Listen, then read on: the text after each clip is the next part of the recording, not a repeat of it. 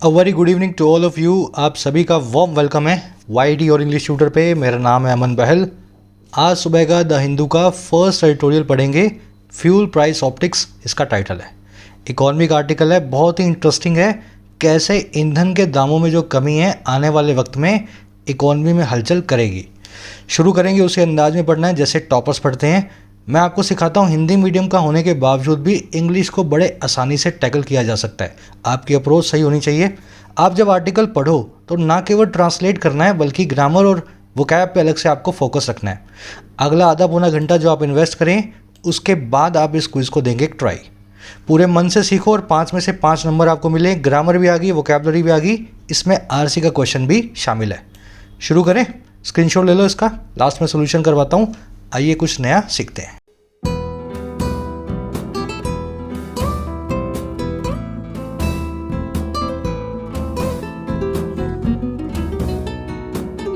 Fuel price optics. देखिए, price मतलब दाम, फ्यूल मतलब ईंधन, ऑप्टिक्स मतलब परसेप्शन या नज़ारा, है ना। कह रहे फ्यूल के दामों को लेकर के, पेट्रोल डीजल की कीमतों को लेकर के क्या नज़ारा, क्या परसेप्शन है अभी और आगे क्या हो सकता है ना। डिटेल में देखेंगे, वर्ड्स देख लेना। ऑप्टिक मतलब परसेप्शन, साइट नज़ारा, दृष्टिकोण, पॉइंट ऑफ व्यू। इसको फ्यूल बोलें, फ्यूल ना बोलें। हिंदी मीडियम वाले फ्यूल बोलते हैं, सही वर्ड सही प्रोनाउंसिएशन होता है इसका फ्यूल, फ्यूल। चलिए टाइटल पैराग्राफ से देखते हैं क्या कहना चाह रहा है। कह रहा levies must be cut further to offset the effect of continuing surge in global oil prices. कह रहे जो लेवीज है ना, अब ये क्या होता है भाई, एक वर्ड होता है लेवी नाउन, एक वर्ड होता है लेवी वर्ब। नाउन भी लेवी, वर्ब भी लेवी। नाउन फॉर्म में लेवी का मतलब होता है टैक्स, वर्ब फॉर्म में लेवी का मतलब होता है टैक्स को लगाना, इम्पोज करना। यहाँ पे लेवी एक नाउन है, सब्जेक्ट का काम कर रहा है। कह रहे जो टैक्सीज है ना, लेवीज हैं, जो टैरिफ्स हैं, उनको कट किया जाना चाहिए ज़रूर ही, मस्ट बी कट। और कितना और ज़्यादा फर्दर। अच्छा क्यों करना है भाई ये? कह रहा है ऑफसेट करने के लिए, काउंटर बैलेंस करने के लिए, भरपाई करने के लिए उस इफेक्ट या असर की जो लगातार कंटिन्यूइंग सर्ज का है, बढ़त का है वैश्विक ऑयल प्राइसेस में, ग्लोबल ऑयल के दामों में। तो आपने 5 रुपये काटा, बड़ा वेलकम है इसका। 10 रुपये डीजल में कम किया, बहुत अच्छी बात है। लेकिन अब कम करते रहना है आपको, क्योंकि दुनिया भर में कच्चे तेल के दाम बढ़ने वाले हैं। भारत में तेल और महंगा अब नहीं बेच पाएंगे, तो आपको बार बार टैक्स को कम करना पड़ सकता है। समझ गए सेंटेंस? लेवी आपका सब्जेक्ट है, प्लूरल वर्ब है, प्लूरल सब्जेक्ट है, वर्ब है मस्ट बी कट। सब्जेक्ट आपको ग्रीन कलर में, वर्ब पिंक कलर में पूरे आर्टिकल में मिलेगी हर सेंटेंस की, है ना। ऐसे इसको लेके आपको आगे बढ़ना है। ऑफसेट मैंने आपको बता दिया, काउंटर बैलेंस करना, भरपाई करना किसी चीज़ की। सर्ज का मतलब होता है बढ़त, उछाल, इंक्रीज, राइज, है ना। एक सवाल मैं आपसे पूछ लेता हूँ, फर्दर और फार्दर के बीच का डिफरेंस हम जानते हैं, बहुत बार कर चुके हैं। आज मैं नहीं बताऊंगा, आप खुद अपने आप से पूछो। आर्टिकल्स पढ़ते हो ना रेगुलरली मेरे साथ, दोनों में क्या फ़र्क है। कोशिश खुद से किया करो ताकि एग्जाम में भी आप जो है अपना नॉलेज अप्लाई कर सको। डालना कमेंट्स में जिनको पता हो फर्दर और फार्दर के बीच का डिफरेंस। बढ़ते हैं आगे। मैं आपको वोकैब दिखा देता हूँ पूरे आर्टिकल की, ताकि अपने स्मूथली पढ़ पाएँ। उससे पहले ऐड करना चाहूँगा, आप भारत के किसी भी कॉम्पिटिटिव एग्जामिनेशन की तैयारी कर रहे हो तो मॉक टेस्ट के लिए मैं आपको रिफ़र करूँगा टेस्टबुक.com। इसकी खूबी क्या है, इंडिया का लीडिंग ब्रांड है, सबसे बड़ा नाम है मॉक टेस्ट की इंडस्ट्री के अंदर। साथ में इसमें सभी एग्जाम्स का एक सिंगल पैकेज बना हुआ है। आप चाहे एसएससी की तैयारी कर लो, बैंक की कर लो, यूपीएससी की कर लो, स्टेट एग्जाम्स की, तो 400 एग्जाम्स इसमें कवर हो जाते हैं एक ही पैकेज में। 26,000 मॉक टेस्ट हैं। अब ये सभी 400 एग्जाम्स के 26,000 मॉक टेस्ट सिंगल पैकेज में मिलते हैं 399 में 1 साल के लिए, 699 में 3 सालों के लिए। लेकिन इस प्राइस पर डिस्काउंट ले लेना, कोड लगा लेना YT10। जैसे कोड लगाओगे 399 वाला 280 में, 699 वाला 490 में आपको मिल जाएगा 30% डिस्काउंट के साथ। लिंक डाल रहा हूँ कमेंट सेक्शन में ऐप का। मैं डिस्काउंट रहते हुए उसका फ़ायदा जरूर उठाएं, कोड लगाएं YT10। चलिए अपनी वोकैब शीट, पुराने नए सभी वर्ड्स इसी एक शीट में अपडेट होते हैं। टेलीग्राम ग्रुप में डालता हूँ, वहाँ से डाउनलोड भी कर सकते हो हर रोज़। आज कौन से वर्ड्स हैं अपने पास? आज भाई साहब अपने पास सारे पुराने ही वर्ड्स हैं। पुराने वाले 5-6 वर्ड्स आज होने वाले हैं repeat. Offset, fillip, wholesome, content with, tenuous और कमेंसुरेट। सारे वर्ड्स ऑलरेडी कर चुके हैं, अपने दिमाग पे जोर डालो, बिना देखे इन वर्ड्स का मीनिंग निकालने की कोशिश करो, फिर मैं आपको डिटेल में तो समझा ही देता हूँ, ठीक है। चलो पहले खुद से कोशिश कर लेना कितना आपको याद है। ऑफसेट किसी चीज़ को काउंटर बैलेंस करना, किसी चीज़ की भरपाई करना। Your virtues can not offset your vices, आपके जो गुण हैं, वर्च्यूज़ हैं, भरपाई नहीं कर सकते हैं आपके वाइसेस की, आपके दोषों की, है ना, आपकी कमियों की। तो कमी है तो कमी का हर्जाना भी आपको देना है, गुण है तो उसका फ़ायदा भी आप ही को उठाना है। समझ गए? ऑफसेट करना, दो चीज़ों को भरपाई करवाना। वर्ड है एक फिलिप, फिलिप का मतलब होता है बूस्ट, बढ़ावा, एनकरेजमेंट, लेकिन एक छोटा सा, बहुत बड़ा नहीं, छोटा सा। समझ गए? फिलिप। इसको शॉट इन द आर्म भी बोलते हैं, एक ईडियम होती है, हल्का सा बढ़ावा देना, शॉट इन द आर्म करना, या स्टिमुलेशन भी बोलते हैं फिलिप नाम के नाउन को। अब फिलिप को मैं यूज़ करके दिखा देता हूँ। A cut in fuel prices में give fillip to the consumers facing high inflation. जो एक कमी है फ्यूल के प्राइसेस में, वो एक छोटा सा बढ़ावा दे सकती है उन कंज्यूमर्स को जो लगातार बढ़ती हुई महंगाई को, हाई इन्फ्लेशन को फेस कर रहे हैं, सामना कर रहे हैं। कुछ ऐसा सेंटेंस ही इसने आज आर्टिकल में भी बनाया हुआ है, वैसा ही सेंटेंस हमने यहाँ पे भी फिलिप वर्ड को लेके बनाया। एक और वर्ड है होलसम, बहुत अच्छा वर्ड है। इसका मतलब होता है हेल्थफुल, अच्छा, डिसेंट, है ना। Children need a wholesome environment to grow physically and mentally. बच्चों को एक हेल्दी इन्वायरमेंट चाहिए, होलसम इन्वायरमेंट चाहिए, अच्छा इन्वायरमेंट, डिसेंट इन्वायरमेंट चाहिए अगर उनको मानसिक और शारीरिक तौर पे ग्रो करना है, फिजिकली और मेंटली। क्लियर हो गया? सैल्यूब्रियस या सैल्यूटरी बोल सकते हैं, सैल्यूटरी, सैल्यूब्रियस, होलसम, तीनों एडवांस वर्ड्स हैं, एक ही मीनिंग रखते हैं। सैल्यूटरी को आज आप आर्टिकल में देखोगे। एक वर्ड है कंटेंट विद, बड़ा आसान सा वर्ड है, किसी का सामना करना, किसी से निपटना, डील विद करना, पुट अप विद करना, है ना। इसका एक सिनोनिम है कोप विद, कोप विद, इसको आज आप आर्टिकल में देखोगे। Contending with failure and turning it into success is the art of living. अपनी नाकामयाबियों का सामना करना, कंटेंट विद करना और उनको बदल देना कामयाबी में, यही जीवन जीने की कला है, आर्ट ऑफ लिविंग है। तो कंटेंट विद, कोप विद। एक वर्ड है टेन्यूअस, बहुत ही कमज़ोर, बहुत ही महीन, पतला सा, फ्रेजाइल, डेलिकेट, है ना, हाथ में पकड़ा तो टूट जाए, बहुत ही नाजुक। तो देयर इज अ नाजुक या tenuous difference between a soldier and a terrorist. एक सिपाही और एक आतंकवादी दहशतगर्द में एक नाजुक सा ही डिफरेंस होता है। दोनों किसी कारण से ही लड़ते हैं, लेकिन जैसे ही बॉर्डर चेंज होगा, इधर का सिपाही उधर का टेररिस्ट बन जाता है। समझ रहे हो ना? टेन्यूअस डिफरेंस है, महीन सा डिफरेंस होता है दोनों के बीच में, सिर्फ आपके व्यू पॉइंट का डिफरेंस है। कमेंसरेट अगला वर्ड है, बहुत ही आसान वर्ड है। अगर मैथ्स पढ़ी है तो मेंसुरेशन पढ़ा होगा, जिसमें आप किसी का एरिया, किसी की पैरामीटर, किसी का, है ना, आप जो है वॉल्यूम निकालते हो, मेंसुरेट करते हो, चीज़ों को मेजर करते हो। मेंसुरेशन मतलब मेजरमेंट वाला साइंस। तो कमेंसुरेट का मतलब होता है जब दो चीज़ें आपस में मेंसुरेट हों, वो कमेंसुरेट हो जाएंगी। जब दो चीज़ों का आकार एक दूसरे से कंपैरेबल हो, एक ही डिग्री या एक्सटेंट की हो, वो कमेंसुरेट हो जाती हैं। इसको प्रोपोर्शनेट या कंपैरेबल या कमेंसुरेबल भी बोलते हैं। जैसे मैं एग्जांपल देता हूँ, her salary is not commensurate with her work responsibilities. उसकी सैलरी कंपैरेबल नहीं है, साइज़ में बराबर नहीं है उसकी वर्क रिस्पॉन्सिबिलिटीज़ के। काम उसका बहुत ज़्यादा है, सैलरी है बहुत ही कम। जब दो चीज़ें बराबरी की होती हैं, कमेंसुरेट होती हैं, ऑलमोस्ट इक्वल होती हैं। समझ गए ना? मेंसुरेट हो रही हैं साथ में, एक साथ उनको नापा जा सकता है। चलिए, ये अपने 5-6 वर्ड्स हैं, रिपीट करते रहना। वैसे तो रिवीजन मैं भी करा रहा हूँ, लेकिन 15 से 20 मिनट आपको रिवीजन को देने पड़ेंगे हर रोज़। इस शीट को डाउनलोड कर लेना, टेलीग्राम ग्रुप है, ओरिजिनल ग्रुप को ज्वाइन करना, 17-18 हज़ार मेंबर है, यहीं से आपको ये शीट मिलेगी। चलो आ जाओ, एक समरी दे देता हूँ मैं आपको किस बारे में लिखा हुआ है। सरकार ने दे दी है खुशखबरी दिवाली के दिन, पेट्रोल को 5 रुपये और डीजल को 10 रुपये सस्ता कर दिया। हमारा आर्टिकल कह रहा है इस खबर के पीछे जो अंदर जाओगे तो आपको 2 चीज़ें देखने को मिलेंगी। पहली चीज़, सरकार ने ये किया है, देखने में लगता है कि अभी रिसेंटली बाय पोल्स हुए हैं, चुनाव में हार हुई है बीजेपी सरकार की, उसके बाद लोगों को लुभाने के लिए, ताकि एक तो दिवाली पे सब लोग अच्छा फील करें, और दूसरा यूपी के चुनाव आ रहे हैं, उससे पहले सरकार को थोड़ा सा मोरल सपोर्ट मिले।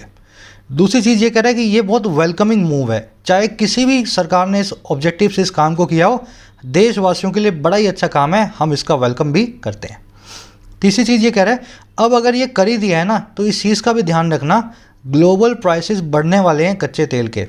अब आपको टैक्स एक बार नहीं बल्कि 2 से 3 बार कम करना पड़ेगा जैसे जैसे प्राइस दुनिया भर में बढ़ेंगे, क्योंकि इतने ज़्यादा प्राइस बढ़ जाएंगे कि भारतवासी पेट्रोल को, डीजल को अफोर्ड नहीं कर पाएगा अगर आप ऐसे ही टैक्स को बना करके रखते हो। तो कह रहा किया है, बड़ी अच्छी बात है, लेकिन आगे भी ध्यान रखना, जब ज़रूरत पड़े और 5-10 रुपये कम करने की तो कर डालना। बस आज इसकी यही समरी है। आज की टोन एडवाइजिंग और वेलकमिंग, सरकार के मूव को वेलकम भी कर रहा है और एडवाइस भी कर रहा है आपको आगे क्या करना चाहिए। चलिए शुरू कर ले। अपनी ऐप को डाउनलोड कर लेना प्ले स्टोर से, YT योर इंग्लिश ट्यूटर। सारे कोर्सेज आपको मिलते हैं अफोर्डेबल प्राइसेस में। राइटिंग स्किल्स का है, बेसिक से एडवांस कैसे लिखोगे, कहाँ से शुरू करोगे, UPSC, IELTS, SSC किसी भी एग्ज़ाम के लिए, है ना। फिर आपको SSC बैंक्स के प्रैक्टिस सेशन भी मिल जाते हैं 50-50, 100-100 रुपये में। इनका भी फ़ायदा उठा सकते हो। बैंकिंग का भी कॉम्बो चल रहा है 125 रुपये में, 70-80 घंटे का कंटेंट है। आप इसमें खूब सारी प्रैक्टिस कर सकते हो, मेंस और जो है प्रीलिम्स दोनों की। ऐप का लिंक कमेंट सेक्शन में है, जाकर के डाउनलोड कर सकते हो। साथ ही साथ कोई क्वेरी हो तो इस नंबर पे व्हाट्सअप कर दिया करो, क्वेरीज के रिप्लाई आपको मिल जाएंगे। चलिए, कह रहे the centre finally decided last week to relent and act on the advice of monetary policy makers by cutting the excise duty on petrol and diesel by ₹5 and ₹10 a litre respectively। सबसे पहले बता रहा है सरकार ने किया क्या। कह रहे जो सेंटर है ना, जो भारत सरकार है, इसने फाइनली आखिरकार डिसाइड किया, फैसला लिया। और कब? पिछले हफ्ते, कि ये घुटने टेक देंगे, रेलेंट कर देंगे, हथियार डाल देंगे, सरेंडर कर देंगे और एक्ट ऑन करेंगे, हरकत करेंगे, हरकत लेंगे। और किस पे?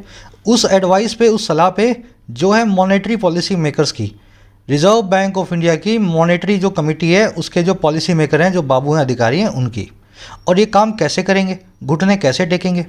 कट करके एक्साइज ड्यूटी को कम करके एक्साइज टैक्स को पेट्रोल और डीजल पे, और कितना कितना, 5 रुपये और 10 रुपये 1 लीटर पे क्रमशः।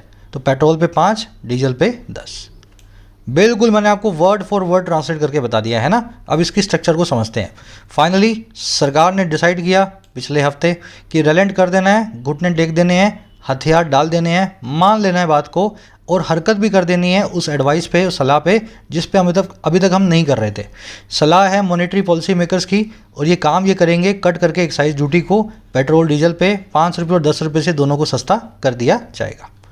सेंटर की वर्ब डिसाइडेड, सब्जेक्ट है सेंटर, वर्ब डिसाइडेड, है ना। रेलेंट करना, किसी चीज़ के सामने अपनी सहमति दे देना, लेकिन अपनी इच्छा से नहीं, सरेंडर करके।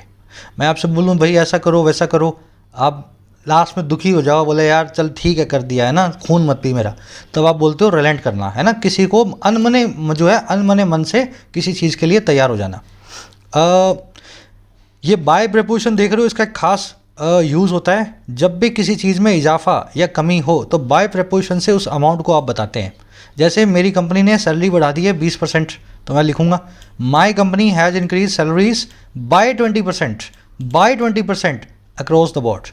अक्रॉस द बोर्ड का मतलब है सबकी बढ़ी है, पूरे स्टाफ की, किसी को भी नहीं छोड़ा गया, अक्रॉस द बोर्ड। तो विद 20% मत लिखाना कि 20% से बढ़ गई है तो विद, ऐसा नहीं, बाय 20%। अब घट जाए तो उसमें भी यही करना है। Average house prices have dropped, with नहीं, बाय 1/4 दिस ईयर। तो हाउस के प्राइसेस 25% कम हो गए हैं, बाय 1/4 ड्रॉप हो गए। बढ़े आगे, चलो। कह रहा the duty reduction announced on the eve of Deepavali immediately helped lower the retail prices of two fuel by at least about 5% and 11% respectively। कह रहे जो ड्यूटी रिडक्शन आई, टैक्स में जो कटौती आई, और कौन सी कटौती भाई साहब, जो अनाउंस की गई थी दिवाली की संध्या को, दिवाली के मौके पे, on the eve of Diwali. Eve का मतलब है इवनिंग या उस दिन का मौका, है ना। तो दिवाली के मौके पे टैक्स की जो कटौती अनाउंस की गई थी, कह रहे उसने हाथों हाथ इमीडिएटली हेल्प किया कम करने में रिटेल प्राइसेस को, दोनों ही फ्यूल्स के, दोनों ही ईंधनों के। और कैसे? कम से कम 5% और 11% से क्रमशः। तो पेट्रोल 5% सस्ता हो गया, डीजल 11% सस्ता हो गया इस अनाउंसमेंट के होने के साथ ही। समझ गए? रिडक्शन की वर्ब है हेल्प्ड, रिडक्शन के लिए एडजेक्टिव है अनाउंस्ड, जिसको अनाउंस किया गया था। हेल्प के बाद में बेस फॉर्म लगा दो वर्ब की, चाहे टू इन्फिनेटिव लगा दो, एक ही बात है। आपने हेल्प्ड लोअर लिखा ना, लोअर यहाँ पे एक इन्फिनेटिव है, बेस फॉर्म है वर्ब का, बिना टू के। आप यहाँ पे यूं भी लिख सकते थे हेल्प्ड टू लोअर, वो भी ठीक होता।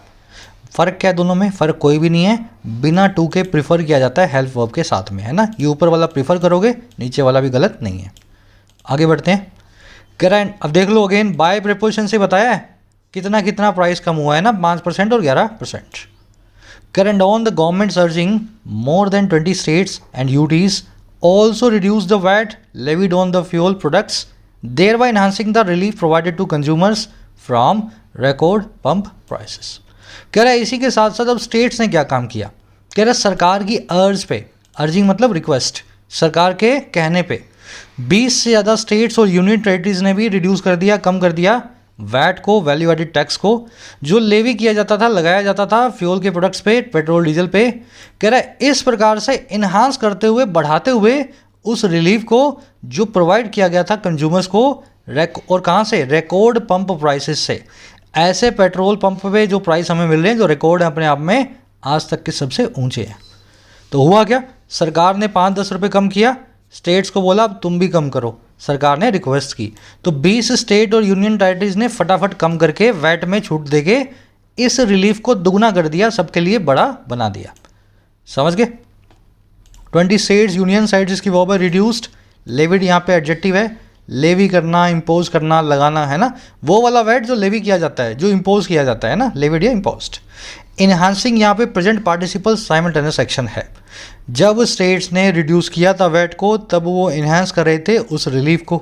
दो काम एक साथ हो रहे हो, पहले काम को मेन वर्ब, दूसरे काम को वर्ब के आईएनजी फॉर्म कोमा लगा के, है ना, पीपीएस से। देयर बाय मतलब इस प्रकार से।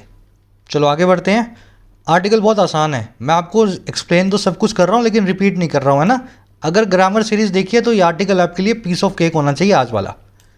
कह रहा while the center asserted that the decision was to impart a fillip to the reviving economy as well as easing inflationary pressure, the political significance of its timing was hard to overlook, coming a day after the ruling BJP suffered electoral reverses in some legislative and parliamentary bypass।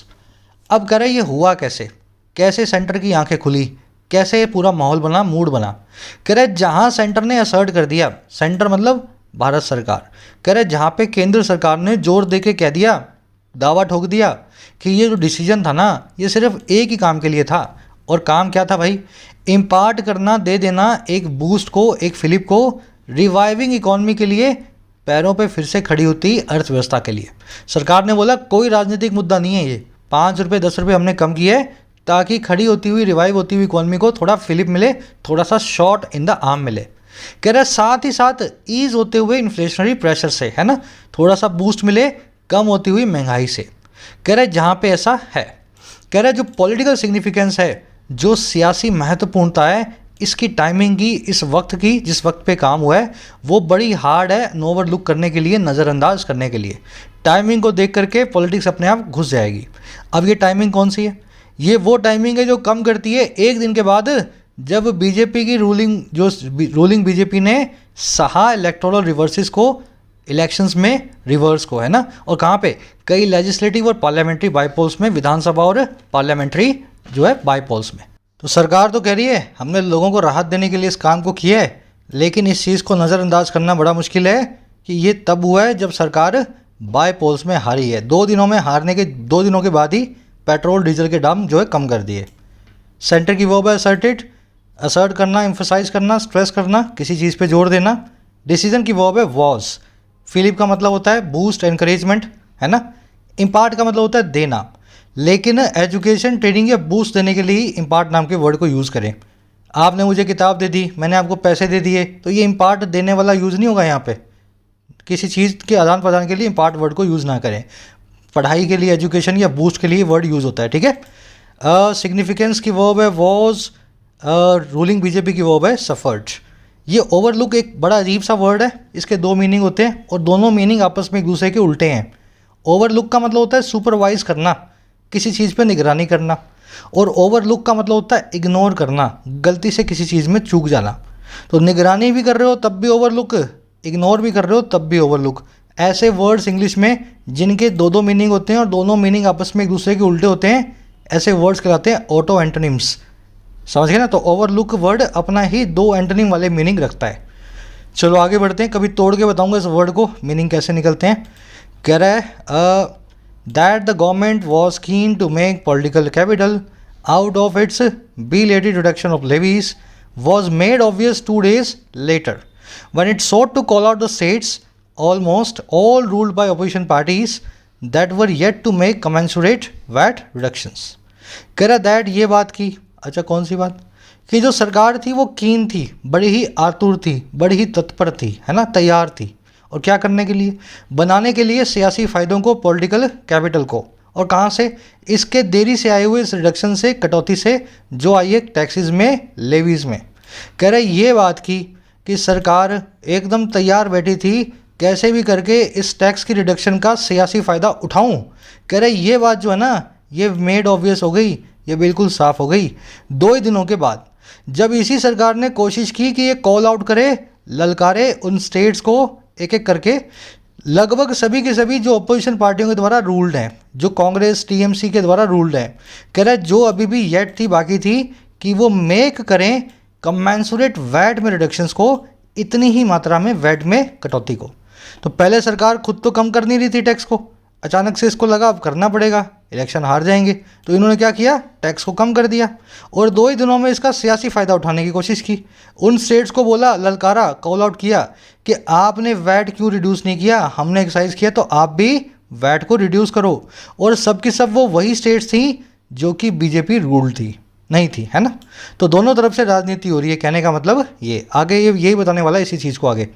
That की verb है was made, comment की verb है was, it की verb है short.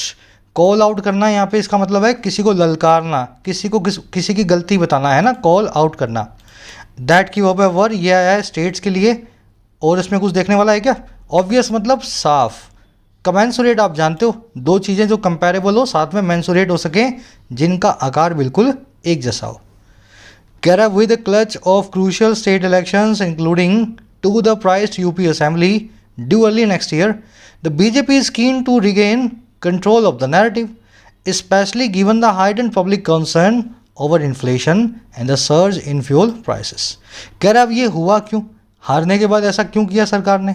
कह रहा के साथ ही एक क्लच का मतलब होता है ग्रुप, जत्था, बैच। कह रहा एक बैच के होने के साथ ही, बैच किसका है भाई, जत्था किसका है, ग्रुप किसका है? बहुत ही क्रूशियल स्टेट इलेक्शंस का, राज्यों के चुनावों का, जिसमें शामिल है जो इलेक्शन है और किसके लिए, प्राइज्ड यूपी असेंबली के लिए। Election to the prize UP assembly, UP की वो लेजिस्लेटिव असेंबली, वो विधानसभा जो बड़ी प्राइज्ड है, जो हाईली रिगार्डेड है, जिसको मिल जाए उसी को प्राइज़ मिल गया। कह रहा ऐसे सारे इलेक्शंस के इस साल में ड्यू होने के, अर्ली नेक्स्ट ईयर में पेंडिंग होने के साथ ही, कह रहा हुआ क्या, कह रहा इसके साथ ही बीजेपी जो बड़ी कीन दिखाई देती है, अर्निस्ट या ईगर लगती है, आतुर या तत्पर लगती है कि वो रिगेन करे, फिर से पाले कंट्रोल को, और किसका, पूरे नैरेटिव का। नैरेटिव का मतलब होता है कहानी, स्टोरी, आर्गुमेंट। तो बीजेपी को लगता है कि महंगाई के नाम पे आर्गुमेंट हम हार रहे थे, अब असेंबली के इलेक्शन आ गए हैं, अब अपनी कीननेस को दिखाओ और महंगाई का आर्गुमेंट जो है, नैरेटिव जो है, उसको जीत लो, कंट्रोल कर लो। कह रहा कैसे, कह रहा खास करके स्पेशली देखते हुए बढ़े हुए पब्लिक कंसर्न को, लोगों की चिंता को, एक तो इन्फ्लेशन के ऊपर और दूसरा सर्ज के ऊपर, बढ़त के ऊपर फ्यूल के प्राइसेस में। तो अब यही लगता है सरकार को कि दोनों काम करने ही बड़े मुश्किल हो जाएंगे अगर हमने अभी नैरेटिव को गेन नहीं किया। समझ गए? अब ये नैरेटिव कैसे गेन होगा अब आगे देख लेंगे, अपने सेंटेंस के स्ट्रक्चर देख लो। बीजेपी की वर्ब है इज, कीन का मतलब अर्निस्ट, ईगर, तत्पर, नैरेटिव मतलब कहानी, आर्गुमेंट, क्लच का मतलब है जत्था। थोड़ी सी सेंटेंस की स्ट्रक्चर अजीब सी है ना, लेकिन मैंने आपको step by step word for word आपको बता दिया है। चलो आगे बढ़ते हैं। गिवन और गिवन दैट, आज मैं फिर से नहीं रिपीट कर रहा हूँ, अच्छे से आपको आता होगा। अपने आप से पूछो ना, यहाँ पे गिवन ही क्यों लिखा गया, गिवन दैट क्यों नहीं लिखा गया, है ना। जैसे ही पूछोगे आपको पता लग जाएगा, वो रूल आपको याद आ जाएगा। चलो बढ़े आगे, कोशिश किया करो खुद से करने की। Next paragraph, as far as the economy is concerned, the reduction in fuel bills is bound to have a salutary impact on inflation, as diesel is the main fuel for freight carriage and impacts the cost of everything requiring to be transported. अब बता रहा है सरकार ने चाहे किसी भी मामले में, किसी भी इंटेंशन से ये काम किया हो, ये काम कितना अच्छा है। कह रहे जहाँ तक इकोनॉमी कंसर्न्ड है, एज फार एज, जहाँ तक इकोनॉमी की बात है, जो कटौती हुई है ना फ्यूल के बिल्स में, फ्यूल के दामों में, वो बाउंड है, वो ज़रूरी है, नेसेसरी है, फिक्स्ड है वो। और क्या कि वो रखेगी, हैव करेगी एक बड़े ही हेल्दी इम्पैक्ट को, सैल्यूटरी इम्पैक्ट को। और किस पे, महंगाई पे। कह रहा है एज, क्योंकि जो डीजल है ना, वो मेन फ्यूल होता है, सबसे बड़ा ईंधन होता है फ्रेट कैरेज का, माल ढुलाई का। फ्रेट कैरेज समझते हो ना, ट्रक व्रक में जब डीजल ट्रक या डीजल ट्रेन जाती है सामान लेके। तो डीजल जो है सबसे बड़ा कंपोनेंट होता है फ्रेट का, ढुलाई का, और इम्पैक्ट करता है उस कीमत को जो है हर चीज़ की, और वो हर चीज़ जो रिक्वायर करती है ट्रांसपोर्ट होना, एक जगह से दूसरी जगह ले जाया जाना। तो बहुत अच्छा काम किया है, जो भी बात है इकॉनमी के लिए बड़ा अच्छा काम हुआ है। डीजल की कीमत कम होने से हर चीज़ के दाम कम होंगे। इकॉनमी की वर्ब है इज, रिडक्शन की वर्ब है is. When you are bound to something you are sure to or fix to do that. जिस भी काम के लिए आप बाउंड हो ना, उस काम को आप करके ही मानोगे। ये रिडक्शन भी इस चीज़ को करके ही मानेगी। सैल्यूटरी, सैल्यूब्रियस, डिसेंट, होलसम, हेल्थफुल, जो बहुत अच्छा हो, है ना। डीजल की वर्ब है इज। फ्रेट कैरेज मतलब ढुलाई का जो है खर्चा। डीजल की दूसरी वर्ब है इम्पैक्ट्स। इम्पैक्ट पे आपसे एक सवाल है मेरा छोटा सा। दो सेंटेंस आपके सामने लिखे हुए हैं, दोनों में इम्पैक्ट नाम का वर्ड आ रहा है। पहले सेंटेंस में ऑन आ रहा है, दूसरे में भी ऑन लगा दिया मैंने, लेकिन दोनों में से एक सेंटेंस में इम्पैक्ट के बाद ऑन नहीं आएगा। दोनों सवाल पहले देख लो, दोनों सेंटेंस को पढ़ लो, सोचो, रूल को समझाओ, फिर मैं आपको समझाता हूँ। चलो पूरा दिमाग लगा लेना, अब मैं बताऊंगा तो याद रहेगा आपको।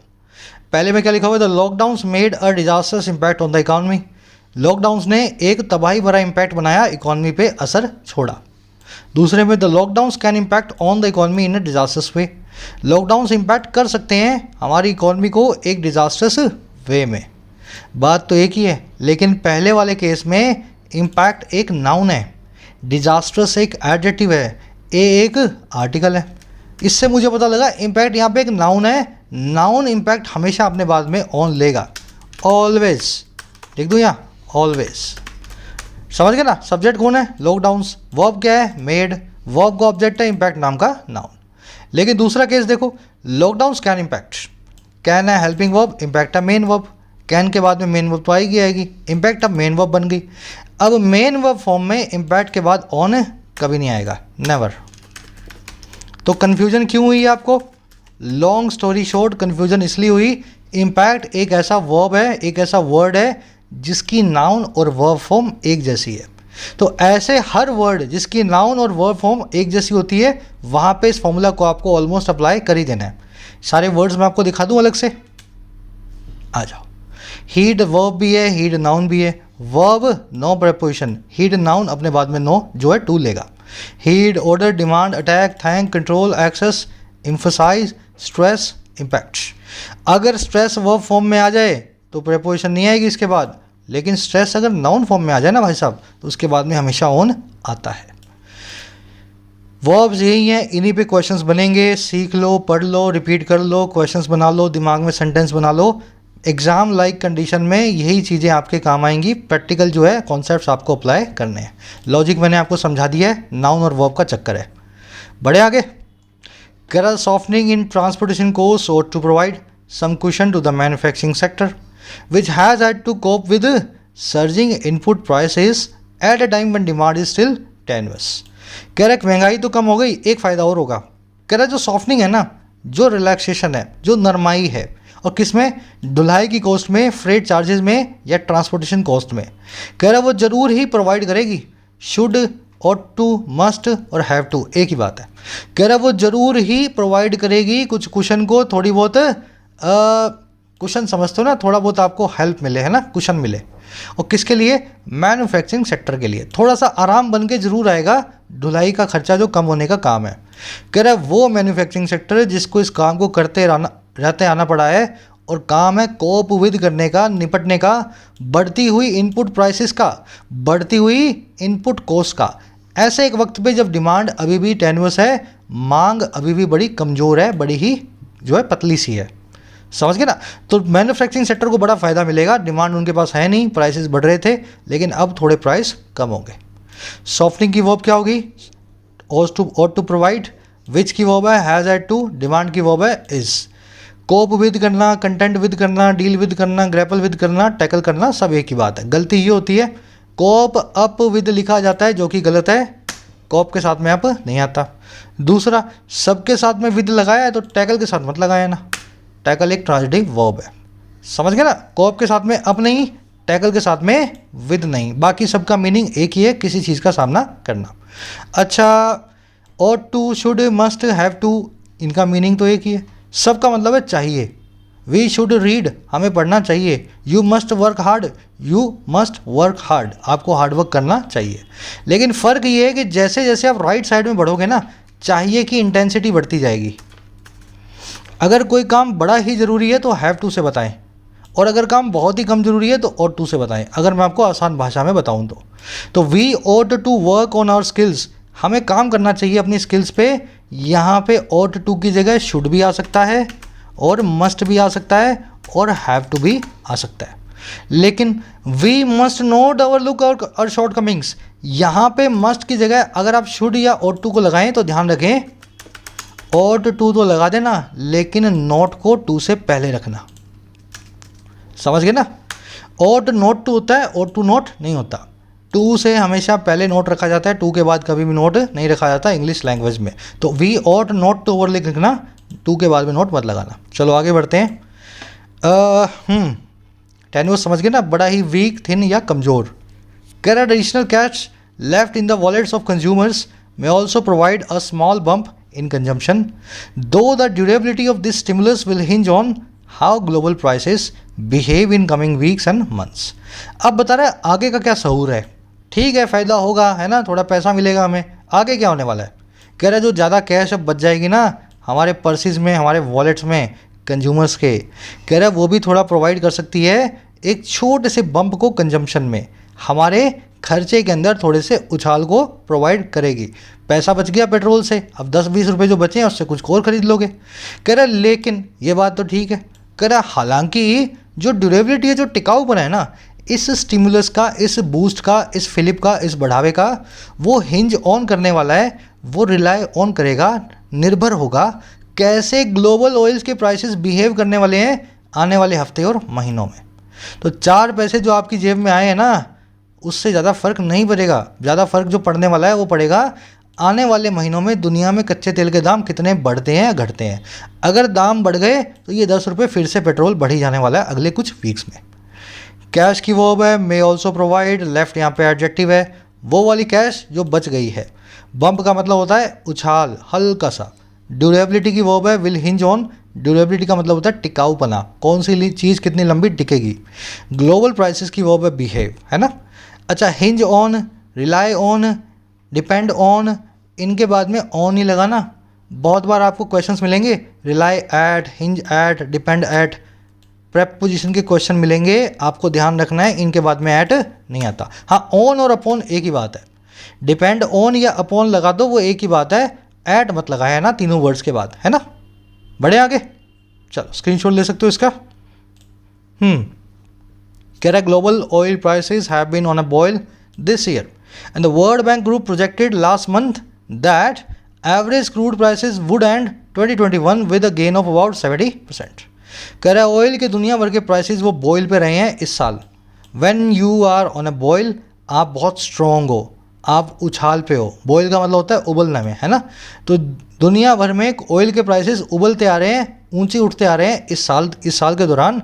और जो वर्ल्ड बैंक ग्रुप है इसने प्रोजेक्ट कर दिया है, इसने असेस कर दिया है, जायज़ा ले लिया है कि लास्ट महीने जो एवरेज क्रूड का प्राइस है वो एंड होगा 2021 में लगभग 70% के गेन के साथ। तो पिछले साल 100 रुपये का जो तेल था उसकी वैश्विक कीमत 170 रुपये हो जाएगी 31 दिसंबर तक, ऐसा इनका मानना है। समझ गए। प्राइसेस की verb have been, world bank की ग्रुप की वर्ब है प्रोजेक्टेड। प्रोजेक्ट का मतलब होता है अंदाज लगाना, दिखाना। प्राइसेस की वर्ब है would end. When you are on the boil या ऑन अ बॉयल, आप बड़े स्ट्रॉन्ग हो, उफान पे हो। लेकिन एक और इडियम है अपने पास, फ्रेज है to come to a boil. When you come to a boil या something comes to a boil, ये चीज़ बहुत डेंजरस बन जाती है। जैसे आपने कई बार सुना होगा situation at the LAC has come to a boil between India and China. LAC पे सिचुएशन बहुत डेंजरस हो गई है चाइना और इंडिया के बीच में। समझ गए ना, बॉयल से दो बनती हैं, दोनों का मीनिंग थोड़ा सा डिफरेंट है। आगे बढ़ते हैं। याद आपको करना है, प्रैक्टिस आपको करना है। मेरा काम है एक जगह ला करके सारा, है ना, सिस्टमेटिकली आपको मैं कंटेंट दे दूं, प्रैक्टिस आपको करना है। आगे बढ़ते हैं। कह रहा with the Indian crude basket having risen on average about या almost 62% in 10 months through October and the historical trend suggesting a firming of prices towards the year end when the northern hemisphere winter usually pushes up energy demand. There is a risk that Indian refiners may be left with little option but to continue raising retail prices. लंबा sentence है पर बहुत आसान sentence है, देखो कैसे, के साथ ही विद। अच्छा भाई किसके साथ? इंडिया क्रूड की जो बास्केट है, इंडियन क्रूड बास्केट का मतलब क्या है? भारत की क्रूड की डिमांड की जो टोकरी है, इतना पेट्रोल चाहिए, इतना डीजल चाहिए, इतनी नेचुरल गैस, इतना केरोसिन, जो हमारी एवरेज कंजम्पशन है। कह रहा है हमारी एवरेज इंडिया की जो क्रूड की जो बास्केट है, कच्चे तेल की जो मांग है, उसके राइज हो जाने के साथ ही, हो चुकने के साथ ही, हैविंग रीजन, और कितना, लगभग 62% पिछले 10 महीनों में, और कब तक? थ्रू अक्टूबर के दौरान। और कह रहा है जो हिस्टोरिकल ट्रेंड है ना, जो ऐतिहासिक रुझान है, जो सजेस्ट करते हैं मजबूती को, फर्मिंग को, और किसकी? प्राइसेस की, और कब तक? ईयर एंड तक, साल के अंत तक। तो हिस्ट्री हमें यही बताती है कि जैसे जैसे साल ख़त्म होता है प्राइसेस बढ़ते आ रहे हैं। कह रहा है इंडिया की डिमांड भी बढ़ गई, हिस्ट्री बता रही है कि प्राइस बढ़ता है रोज़, है ना, हर साल। कह रहे हैं इन दोनों के साथ ही अब ये प्राइस कब बढ़ता है? साल के एंड में, जब जो नॉर्दर्न हेमिस्फीयर है, उत्तरी गोलार्ध में जो विंटर है, लगभग अक्सर वो यूजुअली पुश अप कर देती है, बढ़ा देती है एनर्जी की डिमांड को। नॉर्दर्न हेमिस्फीयर में दुनिया की ज़्यादातर पॉपुलेशन रहती है, वहीं पे जैसे ही सर्दियाँ आती हैं ना, तो लोग बहुत ज़्यादा एनर्जी जो है यूज़ करते हैं, हीटर वीटर चलाते हैं। कह रहा है इन दोनों कामों के साथ ही हुआ क्या? कह रहे एक सच का रिस्क है, एक वास्तव का जोखम है कि इंडिया के जो रिफाइनर्स हैं, इंडिया की जो रिफाइनरियाँ हैं, वो लेफ्ट विद हो जाएंगी, उनके पास बच जाएगा ना के बराबर ऑप्शन, ऑल्टरनेटिव, सिवा बट कंटिन्यू करने के, रेज करने को रिटेल के प्राइसेस को। जब इंडिया में दाम बढ़ रहे हैं, दुनिया भर में डिमांड बढ़ रही है, जब नॉर्दर्न हेमिस्फीयर डिमांड ज़्यादा करेगा, हिस्ट्री हमें बताती है कि वो करता ही है साल के एंड में, तो हमारी रिफाइनरी के पास कोई ज़्यादा ऑप्शन होगा नहीं कि वो भी दाम को बढ़ा दे दुनिया में बढ़ते हुए दामों को देख के। ये बात का रिस्क एकदम रियल है, एकदम सच है। समझ के सेंटेंस बड़ा आसान है ना। विंटर की वर्ब है पुशअप, पुशअप का मतलब होता है इंक्रीज करना। रिस्क की वर्ब है इज, रिफाइनर्स की वर्ब है मे बी लेफ्ट विद, आपके पास क्या रह गया? You are left with that. But का मतलब है यहाँ पे सिवा। अब आपसे एक सवाल करता हूँ मैं, थोड़ा आपको आइडिया खुद भी लगना चाहिए। देखो, देशों के नाम के आगे स्टेट, सिटी, मोहल्ला, गांव, कभी भी आप द को नहीं लगाते हो। कॉन्टिनेंट के आगे जो आप द नहीं लगाते हो, द एशिया, द यूरोप नहीं लिखते हो। लेकिन नॉर्दर्न हेमिस्फीयर, उत्तरी गोलार्ध के आगे आपने द लगाया है। तो क्या इसका रूल आप समझा सकते हो मुझे? उत्तरी गोलार्ध भी तो एक जगह है ना, इसके आगे द कैसे लगा दिया? चलो, बड़ा आसान है। कभी भी ज्योग्राफिकल लोकेशन के आगे द ना लगाएं। Never use the before a geographical location. शहर के, गली के, स्टेट के, कंट्री के, कॉन्टिनेंट के नाम के आगे द ना लगाएं। लेकिन इसमें एक एक्सेप्शन ये है, वो शहर, गलियां, स्टेट या कॉन्टिनेंट जिनमें पीछे या तो एस आ जाए या जिसमें यूनाइटेड आ जाए, समझ गए ना, प्लूरैलिटी की फीलिंग आए, United states, United Arab Emirates, United kingdom, या फिर पीछे ऐसा आ जाए नीदरलैंड्स, फिलीपींस, समझ गए ना, बहामास, पीछे ऐसा आ जाए, इनके आगे आप द को ऑलवेज जो है यूज़ करते हैं। तीसरा रूल क्या कहता है? कुछ ऐसी जोग्राफिकल लोकेशंस हैं जो इमेजिनरी हैं, जो इंसान ने खुद सोच रखी हैं, जैसे भूमध्य रेखा, इक्वेटर, ट्रॉपिक ऑफ कैंसर, कर्क रेखा, समझ गए ना, नॉर्दर्न हेमिस्फीयर, साउदर्न हेमिस्फीयर, धरती पे कहीं नहीं है हेमिस्फीयर, हमने सोच रखा है ये एरिया हेमिस्फीयर है। तो जोग्राफिकली ये लोकेशंस पाई नहीं जाती हैं, ये हमने इमेजिन की हुई हैं। LAC है, LOC है, डुरॉन्ड लाइन है, रेड क्लिफ लाइन है, तो ये बॉर्डर हमने सोचे हुए हैं, वास्तव में धरती पे कहीं बॉर्डर बना नहीं हुआ।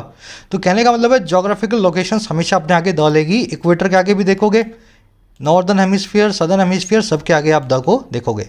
याद रखना, बहुत ही कूल सा रूल है ये, इमेजिनरी लोकेशन अपने आगे हमेशा द को लेती हैं। बढ़े आगे, चलो। कह रहा the onus would then be again on the centre to make further cuts to the duty it had raised last year. कह रहा है जब ये होगा, जब ये उल्टा सीधा काम होगा, सारा जो ओनर्स है, सारी जो जिम्मेदारी है, वो वुड बी अगेन होगी हमारी केंद्र सरकार पे कि वो मेक करे और ज़्यादा एडिशनल कट्स को, रिडक्शन को, कटौती को उस ड्यूटी में, उस टैक्स में जिसको इसने पिछले साल रेज़ किया था। तो पहले आप टैक्स बढ़ाते गए, आपने पैसा वसूला लोगों से, 125 रुपये का पेट्रोल कर दिया। अब ओनस आपके ऊपर है, जैसे ही इंटरनेशनल मार्केट में दाम बढ़े तो 125 पे ही रखना, अपने टैक्स को कम करते जाना, है ना, जिम्मेदारी आपकी है। ऑन प्लस में अस, हमारे ऊपर जो है ऑनस है हमारी जिम्मेदारी है, ऑन प्लस में अस मतलब हमारे ऊपर, समझ रहे ना, ऑनस मतलब जिम्मेदारी, इस वर्ड को ऐसे याद रखना। इसकी वर्ब है वुड देन बी, इट की वर्ब है हैड रेज्ड। कह रहा states run by other parties should take the cue from the Tamil Nadu and Punjab and bring down the prices at the outlets and not hold back for political or revenue reasons. अब कह रहा राज्यों के लिए भी एक सलाह है जो दूसरी पार्टियों के द्वारा रन किए जाते हैं, जो कांग्रेस या तृणमूल के राज्य हैं। कह रहे इनको भी क्यू लेना चाहिए, इनको भी सबक लेना चाहिए। When you take a cue from someone, आप उससे एक लेसन लेते हो। कह रहे इनको भी सबक लेना चाहिए पंजाब और तमिलनाडु से, और नीचे ले आना चाहिए प्राइसेस को पेट्रोल पंप पे आउटलेट के ऊपर। और कह रहे हैं इनको होल्ड बैक बिल्कुल नहीं करना चाहिए, इनको रिफ्यूज़ बिल्कुल नहीं करना चाहिए, मना बिल्कुल नहीं करना चाहिए सियासी या रेवेन्यू रीजंस की वजह से इस काम को। तो सियासी पना हमें ना बीजेपी से चाहिए ना दूसरी पार्टियों से चाहिए। जब बीजेपी ने कुछ अच्छा काम कर ही दिया है, चाहे लेट किया हो, दूसरी पार्टियों से चलती हुई सरकारों को भी ध्यान देना चाहिए। पॉलिटिक्स को छोड़ के पेट्रोल डीजल के दामों पे टैक्स को कम करना चाहिए। समझ के बैलेंस सा आर्टिकल है, सब चीज़ों की अच्छाइयाँ और बुराइयाँ आपको बता रहा है। स्टेट सब्जेक्ट की वर्ब है शुड टेक, दूसरी वर्ब है ब्रिंग डाउन, तीसरी वर्ब है not hold back. Bring down करना मतलब कम लेके आना किसी चीज़ को, है ना। Should bring down and should not hold back ऐसे बना हुआ है। टेक द क्यू मतलब लेसन लेना, किसी से एक हिंट लेना। आउटलेट मतलब दुकान या शॉप। सिंपल आर्टिकल, बहुत सिंपल आर्टिकल था आज का। अब आ जाओ फटाफट से अपने क्विज़ के ऊपर। जितना सिंपल आर्टिकल था उतना ही अच्छे लेवल का क्विज़ मैंने बनाया है, ठीक है। कोशिश करेंगे सॉल्व करने की। देखो लास्ट क्वेश्चन मैं आपको करवा देता हूँ, बाकी के 4 क्वेश्चन आपको मैंने हिंट दे दी है, समझ जाओगे आप। जैसे कमेंसुरेट वर्ड का क्या मीनिंग होता है अच्छे से आ चुका होगा आपको अभी तक, है ना। ABCD में से निकाल लो। फिर एक वर्ड है सुपरवाइज, इस सुपरवाइज वर्ड को आप यहाँ पे ओवरलुक रखा है और यहाँ पे ओवरलुक रखा है, इन दोनों में से कहाँ पे रिप्लेस कर सकते हो, समझ गए ना। 2 में से एक की जगह रिप्लेस होगा, दूसरे में रिप्लेस नहीं होगा। ढूंढ के बताओ कैसे करना है। सेकंड और थर्ड क्वेश्चन के अंदर 2 एरर्स हैं, अभी समझाया आपको। इमेजिनरी इक्वेशंस, है ना, कैसे बिहेव करती हैं, और हिंज नाम की वर्ब कैसे यूज़ होती है, इसमें 2 एरर्स को निकालना है। 5वें में आपसे बोला है कि इनमें से अकॉर्डिंग टू द पैसेज कौन सा क्रूशियल है, कौन सी चीज़ क्रूशियल है जो रिसेंट फ्यूल प्राइसेस के रिडक्शन को, ईंधन के दामों में कटौती को बना करके रखेगी ड्यूरेबल, लंबा, टिकाऊ। तो अगर इस रिडक्शन को टिकाऊ बनाना है तो दोनों चारों में से कौन सी चीज़ सबसे ज़्यादा ज़रूरी है। आर्टिकल आपने पूरा पढ़ लिया है, ये आप देखते ही कर डालोगे, समझा देता हूँ मैं। पहला ऑप्शन है द ग्लोबल आउटलुक ऑफ जो है क्रूड ऑयल प्राइसेस, दुनिया भर का जो आउटलुक है, जो अंदाज है क्रूड ऑयल के प्राइसेस का, दाम बढ़ेंगे या घटेंगे, जो भी फ्यूचर इसका होने वाला है। दूसरी चीज़ है lack of demand during winter, winter के दौरान, सर्दियों के दौरान डिमांड में कमी। तीसरा ऑप्शन है roll back in the fuel prices reduction, fuel के प्राइसेस में जो रिडक्शन की गई है, जो कटौती की गई है, उसका रोल बैक। रोल बैक का मतलब होता है कैंसलेशन, पहले कटौती कर दी और बाद में बोल दिया कटौती को वापस ले रहे हैं, रोल बैक कर रहे हैं। देखो अगर ध्यान से अपने आर्टिकल को पढ़ा है तो फ्यूल प्राइस में रिडक्शन जो है वो ड्यूरेबल तभी रहेगी जब दुनिया भर में ऑयल के प्राइसेस आगे नहीं बढ़ेंगे। तो ग्लोबल आउटलुक जो है ना क्रूड ऑयल प्राइसेस का, यही सबसे बड़ा रीज़न होने वाला है कि प्राइस की कटौती कितने लंबे वक्त तक रहेगी। अगर सरकार ने प्राइस कम किया और ग्लोबल में दाम बढ़ गए तो प्राइस अपने आप ही बढ़ने वाला है फिर से अगेन। बाकी सब चीज़ें बिल्कुल उल्टी हैं। Roll back fuel price reduction कहीं लिखा नहीं हुआ। सर्दियों में तो नॉर्दर्न हेमिस्फीयर में डिमांड बढ़ जाती है, लैक ऑफ डिमांड का चक्कर है ही नहीं। कहने का मतलब क्या है, बी भी आंसर नहीं बनेगा, सी भी नहीं बनेगा, ए इज़ योर आंसर। बाकी चारों के आंसर्स मैं डाल रहा हूँ कमेंट्स में हिंट के साथ, फर्स्ट कमेंट में रखे हुए हैं इसी वीडियो के नीचे। अपना स्कोर मुझे ज़रूर बताना, आउट ऑफ 5 आपको कितने मार्क्स मिले। मुलाकात होगी कल से क्लासेस को करेंगे टाइम पे। आज थोड़ा सा दिवाली का मौका है, छुट्टी वुट्टी है ना, कल से बिल्कुल टाइम पे ले आऊँगा। अच्छा, ऐप रिलेटेड कोई भी क्वेरी हो इस नंबर पे व्हाट्सअप करें, आपको रिप्लाई मिल जाएगा। Until then signing out.